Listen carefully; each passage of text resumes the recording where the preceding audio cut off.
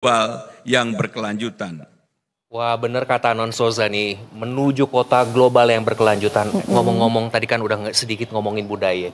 Jakarta yang kalau nggak lengkap, kalau nggak ada pantun nggak sih Non? Betul, ada pantun nggak buat Ade Bang? Ada, pastinya. Ayo dulu ya. Tapi gimana nih, kita minta tolong ya? Iya, nah pemirsa sebenarnya kita nih lagi siaran di Studio Semesta tuh banyak sekali warga Jakarta juga nih. Mana pemirsa. dong, Boleh tepuk tangannya warga Jakarta. Nanti, betul, nanti Bang Iqbal mau kasih pantun, tolong dibantu cakep gitu ya. Oke. Dua kalimat pertama cakep ya. Abang Po yang di sini ya, siap-siap ya. Jalan pagi nyari bihun. Cakep. Lihat Jakarta mulai tersenyum. Cakep. Usia Jakarta hampir 500 tahun, tapi gayanya tetap premium. Asal.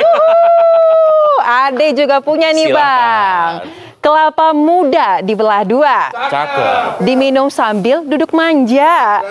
Jakarta tua tapi nggak kalah gaya. Selalu sibuk tetap mempesona.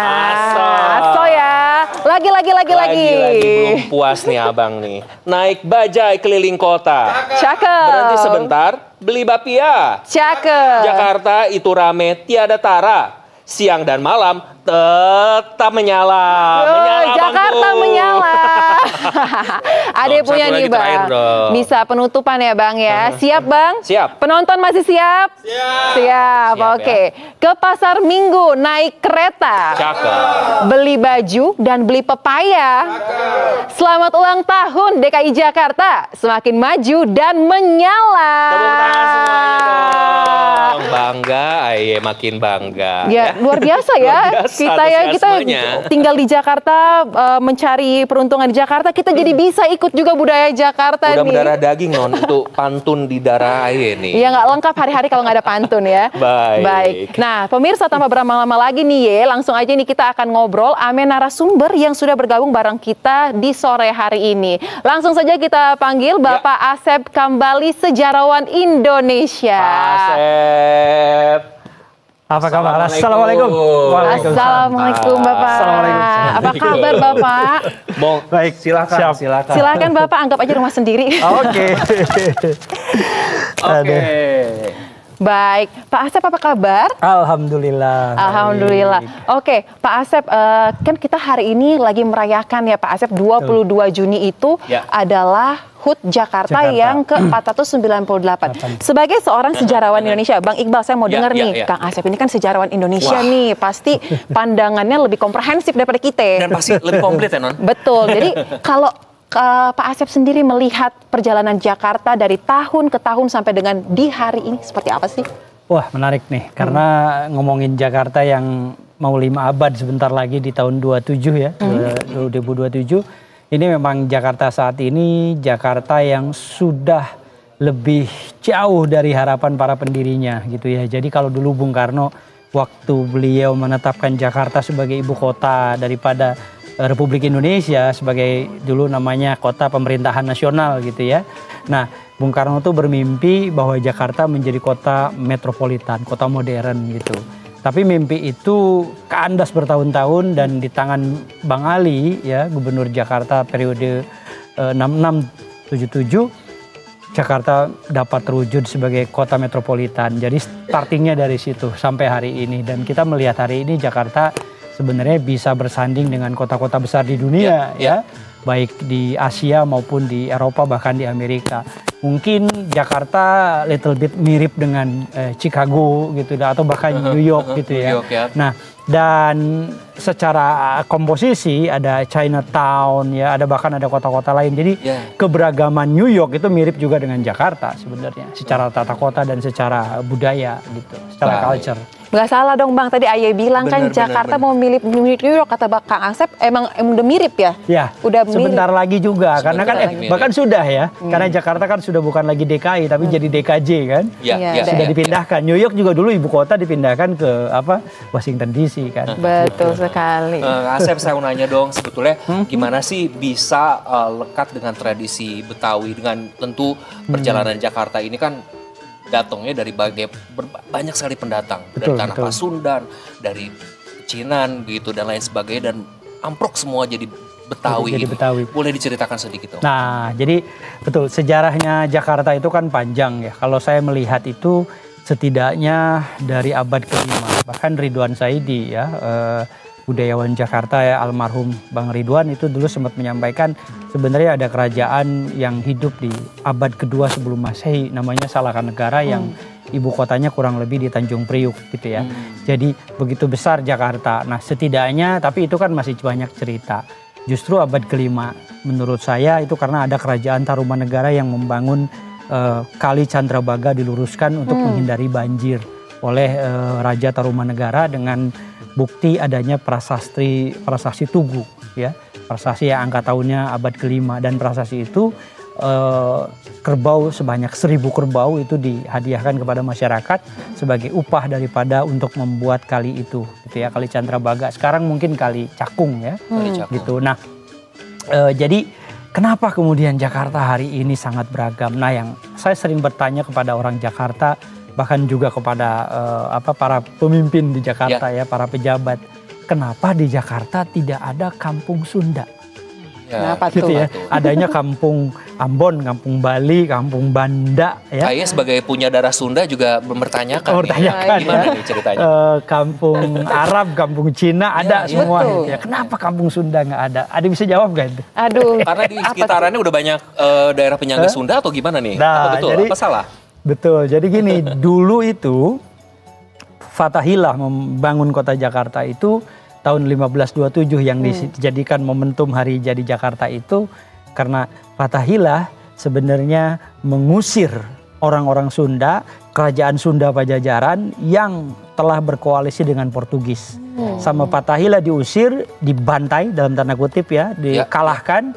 Kemudian Fatahillah mendirikan kota Jayakarta. Nah, kota Jayakarta itu yang sekarang jadi Jakarta. Jadi Jakarta itu kependekan dari Jayakarta. Oh, nah, gitu. siapa yang memberi nama Jakarta? Ayo. Siapa? Tahu nggak, Bang? Jadi kuis-kuisan nih. Aduh. Kalah nih cerdas cermatnya. Iya, nih kita kasih tanya deh, Bang.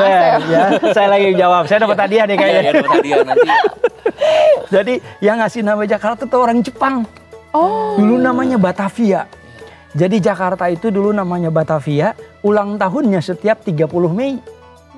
Nah, sampai tahun 55 itu Gubernur Wali Kota Sudiro itu merayakan Jakarta 30 Mei, ulang tahun Jakarta itu.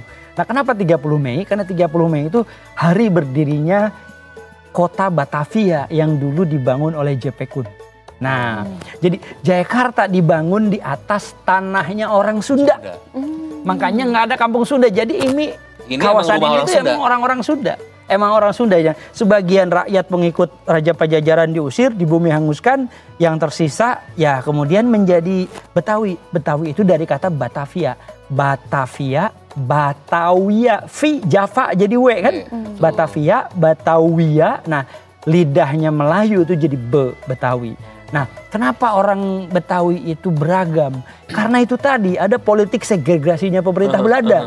Setiap pendatang yang beda-beda sukunya itu dibikin kampung.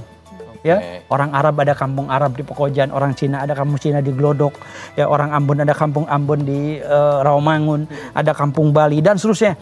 Setiap kampung itu ada pemimpinnya, ada kapitennya, ya, ada mayornya, ada letnannya. Nah, semakin banyak nanti ada kapiten dulu, kemudian ada mayor, ada letnan gitu. Jadi kekuasaannya itu dibagi-bagi kemudian dipimpin dan para pemimpin ini bersekongkol bekerjasama dengan pemerintah Belanda dan ada pajak gitu ya, ada pajak. Jadi setiap warga itu harus memberikan pajak. Nah, jadi karena tadi kenapa beragam itu karena Jakarta dari awal Batavia dulunya zaman Belanda itu atau sebelumnya Jayakarta itu tempat bertemunya berbagai bangsa. Makanya disebut bandar termegah se-Asia. Ya, pelabuhan dagang termegah sejak abad ke-5. Jadi zaman Tarumanegara sudah ada utusan dagang zaman Tarumanegara itu ke Tiongkok.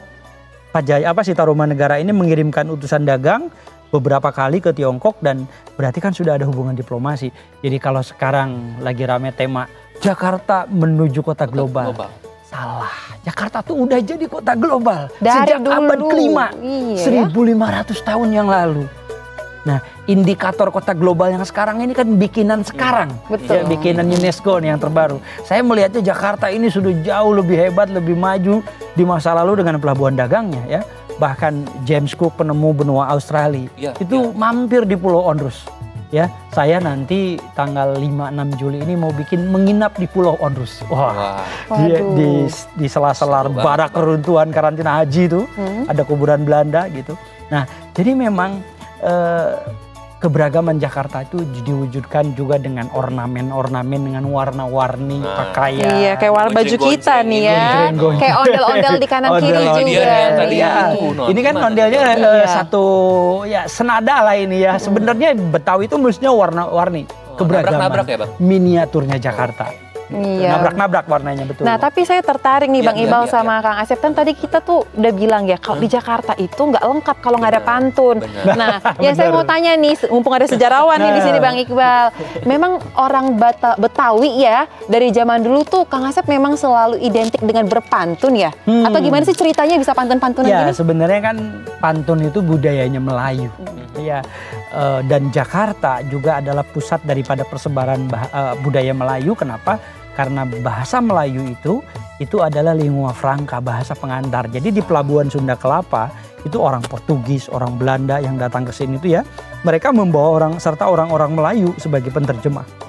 Nah, di kita bahasanya bahasa Sunda. Karena dulu kerajaan Sunda agamanya Hindu, berkoalisi dengan Portugis, agamanya Katolik.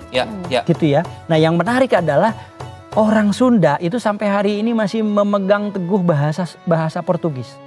Sapatu, kameja, sapedah, bantal, janela itu bahasa Portugis. Bakmi, daging babi yang dikasih mie. Bakso, daging babi yang dibuletin. Bakwan, daging babi yang digoreng. Bakpao, daging babi yang dibuntal. Angpao itu bungkusan atau buntalan merah. Nah, bakcang, daging babi yang diapain? Yang diikat kencang? Bukan ya, Bang? Ikat kencang. Aduh, pinter aja. Jadi sebenarnya cang itu dari bahasa Hokkien, Chinese, cang-cang. Orang Sunda bilang cang-cang. Jadi bakcang. Diikat. Oh iya, menarik ya. Jadi sampai dengan sekarang tanpa kita sadari itu ternyata masih ada serapan dari budaya hari ini. Makanya ada ane ente itu bahasa Arab, lu gue bahasa Cina. Pengantin perempuan Betawi itu perempuannya Chinese, laki-lakinya Arab. Jadi Cina sama Arab ini menjadi dominan di kebudayaan Betawi. Dan Betawi itu sebenarnya bukan bangsa dia, tapi akulturasi budaya. Makanya dia Betawi itu nggak punya aksara, karena memang sesungguhnya Betawi itu nggak ada. Dalam konteks bangsa kayak Sunda kan ada aksaranya gitu. Betul. Betawi nggak ada. Betawi itu gabungan dari berbagai bangsa dia. Ada Ambon, ada Batak, ada semua ada di sini. Termasuk Eropa, Belanda, Portugis, Prancis di sini. Saya baru tahu nih, ternyata Betawi itu udah akulturasi budaya sendiri. Ya. Jadi bukan yang seperti kita anggap kayak wah, ini satu suku. Iya, ternyata bukan suku ya. Dia akulturasi budaya. Nah, berarti semua hiasan kebudayaan itu juga merupakan akulturasi dari sama semuanya. Seperti ondel-ondel itu dari Tionghoa. Oh, Tionghoa. Ondel-ondel Tionghoa. Baik yang diadopsi, disesuaikan. Ya. Karena ondel-ondel itu untuk menolak bala, untuk mengusir sial atau mengusir, saya lupa nama istilah Hokkiannya gitu ya. Jadi tolak bala, mengusir roh jahat gitu ya. Makanya dia diarak keliling kampung. Tahan dulu Kang Asep untuk lebih dalam tentang ondel-ondel. Kita punya apa nih, Saudara? Nah, kita akan